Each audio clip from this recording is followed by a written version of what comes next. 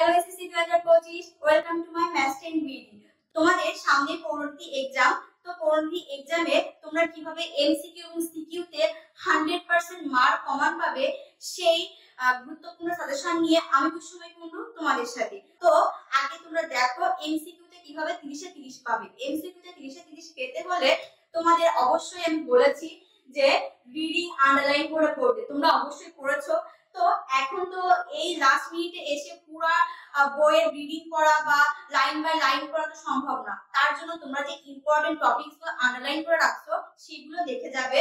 এবং দ্বিতীয় আছে 2016 থেকে 24 সালে যে বোর্ড কোশ্চেন গুলো আছে এগুলো দেখে যাবে। এবং তোমাদের টেস্ট এক্সাম মানে স্কুল ভিত্তিক যে প্রশ্নগুলো আছে এগুলো তোমরা দেখে যাবে। এমসিকিউর জন্য এই তিনটা টপিক যদি তোমরা ফলো করো দেন আমি মনে করি তোমরা এমসিকিউ তে 100% বা 30 এ 30 কমন। এই তো হলো এমসিকিউ। এবার হচ্ছে সিকিউ, তো তোমরা কিভাবে 100% প্রশ্ন কমন পাবে বা 70 মার্ক তোমরা গেইন করবে। এবার আমরা দেখি সিকিউ তে আমাদের কোন কোন অধ্যায়গুলো আমরা পরীক্ষার লাস্ট মিনিটে পড়ে যাব সেগুলো দেখি। আমাদের পৌরনীতিতে 11টি অধ্যায় আছে। 11টি অধ্যায় থেকে কিন্তু আমাদের 11টা প্রশ্ন আসবে। এই 11টি অধ্যায়ে আমাদের 1 এবং 2 অধ্যায় থেকে আমাদের 2টি কোশ্চেন হবে। 1 এবং 2 মিলাই এখানে কিন্তু এক যে অধ্যায়টা আমাদের আছে এই এক অধ্যায় থেকে কিন্তু আমাদের অনেক সময় কোশ্চেন দেয় না। কি করে যে এই যে 2 অধ্যায় আছে এই 2 অধ্যায়ের সাথে অ্যাড করে দেয়। তো আমরা দুটাকেই প্রায়োরিটি দিব, সবচেয়ে বেশি প্রায়োরিটি দিব এই যে 2 অধ্যায়টা আছে এটা। এরপর আসি 3, 4 এবং 5, এই তিনটা অধ্যায় থেকে আমাদের 2টি কোশ্চেন হবে। তাহলে কি আমাদের এই তিনটা অধ্যায় ভালো করে পড়তে হবে না? অবশ্যই পড়তে হবে, কারণ যদি আমরা একটা মিস করি, যদি আমরা দেখা গেল 4 বাদ দিলাম 3, 5 পড়লাম, তাহলে কি আমরা পরীক্ষা ভালো করতে পারবো? পারবো না। তাহলে আমাদের 3, 4 এবং 5 এই তিনটা অধ্যায় আমাদের পড়তে হবে। এরপর আসি 6, এই 6 অধ্যায় থেকেও আমাদের একটা কোশ্চেন হবে। 7 অধ্যায় থেকেও আমাদের একটি কোশ্চেন হবে। 8 অধ্যায় থেকেও আমাদের একটি কোশ্চেন হবে। 9 অধ্যায় থেকেও আমাদের একটি কোশ্চেন হবে। এবং দশম যে অধ্যায়টা আছে এই অধ্যায় থেকে আমাদের 2টি কোশ্চেন হবে। তো দশম অধ্যায় কিন্তু আমাদের জন্য মোস্ট ইম্পর্টেন্ট একটা অধ্যায়। এরপর 11 যে অধ্যায় আছে এই 11 অধ্যায় থেকে আমাদের একটি কোশ্চেন হবে।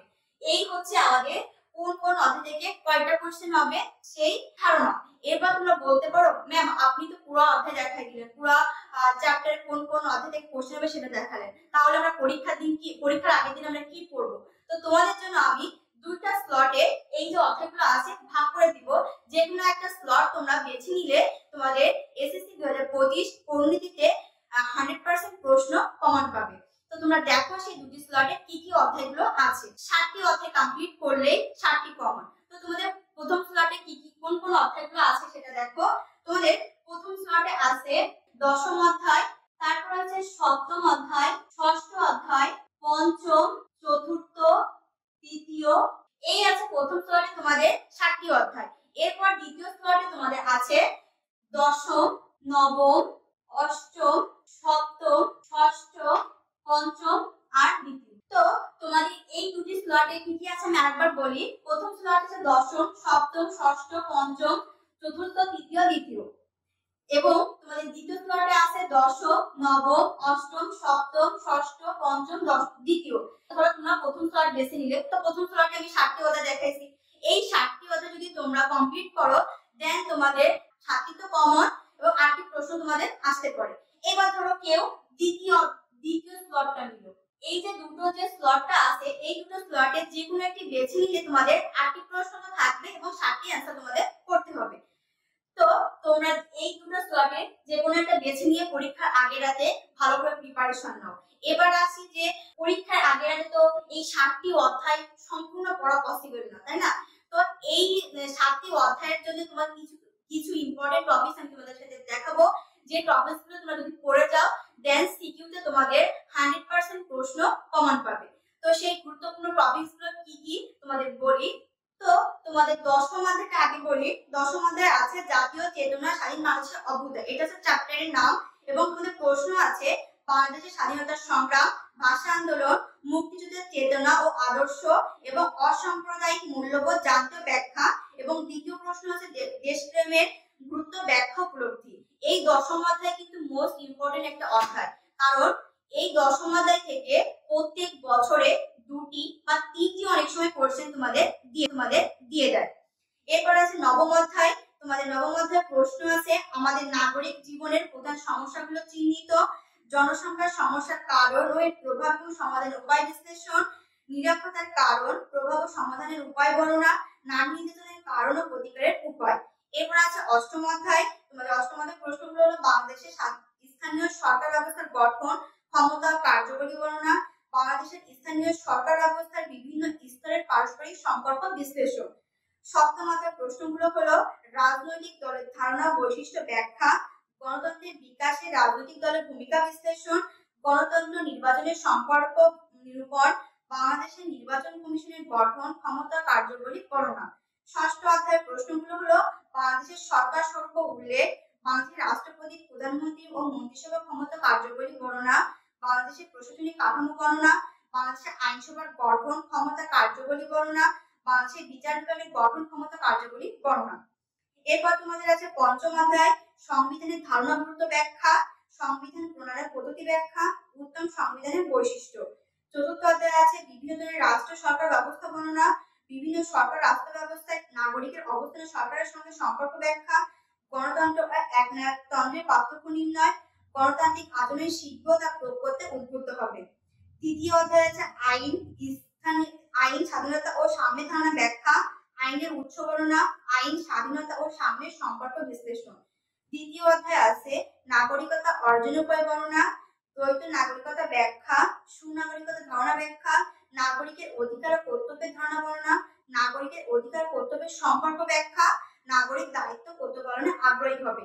এই যে গুরুত্বপূর্ণ যে টপিকস গুলো আছে, এই গুরুত্বপূর্ণ টপিকস গুলো যদি তোমরা পরীক্ষার আগে রাতে কমপ্লিট করে যাও, তো আমি মনে করি তোমাদের 100% প্রশ্ন কমন নিশ্চিত। তোমরা এই প্রশ্নগুলো ভালো করে প্র্যাকটিস করো এবং পরিণীতিতে 100% প্রশ্ন কমন নিশ্চিত করো। এবার আসি যে পরিণীতি একটা থিওরিক্যাল সাবজেক্ট। তো এই থিওরিক্যাল সাবজেক্টে তোমরা অনেক সময় 60টি প্রশ্ন অ্যানসার করে আসতে পারো না। 60টি প্রশ্ন তোমাদের অনেক সময় কমপ্লিট হয় না। কেন হয় না? কারণ তোমাদের টাইম ম্যানেজমেন্টটা ঠিক নেই। তোমরা যদি টাইম ম্যানেজমেন্ট করে যদি ভালো করে লিখতে পারো, সময়কে যদি তোমরা কাজে লাগাতে পারো, তাহলে আমি মনে করি 60টি প্রশ্ন তোমাদের সময়ের মধ্যে শেষ করতে পারবে। তো তোমরা অনেকে বলতে পারো টাইম ম্যানেজমেন্ট আমরা কিভাবে করব। আমাদের প্রশ্ন আছে, এই 4টি কিন্তু আমাদের প্রশ্ন আসে। আমরা অনেক সময় করি কি যে এই যদি কোনো প্রশ্ন ভালো প্রশ্ন আসলো, দেখা গেল অনেক সময় ক নাম্বারটা আমাদের বাঁধে না, তো আমরা কি করি যে ক নাম্বারটা নিয়ে আমরা বসে থাকি। এই ক নাম্বারে আমরা 20 মিনিট, অনেক সময় 30 মিনিট এইটা আমরা কাটিয়ে ফেলি। তো আমরা পরের প্রশ্নগুলো যে গ, খ বা ঘ, এই প্রশ্নগুলো অ্যানসার করতে পারি না। তো এই প্রশ্নের মার্ক তোমাদের কত? 2। এই 2 মার্কের জন্য আমরা আর যে 8টা মার্ক, এই 8টা মার্ক আমরা 8টা মার্কের যে টাইমটা আমরা নষ্ট করে ফেলি। তো এইটা করা যাবে না আমাদের। যদিও আমরা কোনো প্রশ্ন যদি ক নাম্বার না পারি, তো আমরা ওইটা রেখে বাকিগুলো অ্যানসার করার চেষ্টা করব।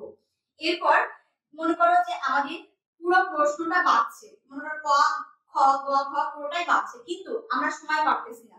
আমরা ক এর জন্য 2 মিনিট, খ এর জন্য 4 মিনিট, গ এর জন্য 6 মিনিট এবং ঘ এর জন্য 8 মিনিট টাইম বরাদ্দ করে আমরা লিখব।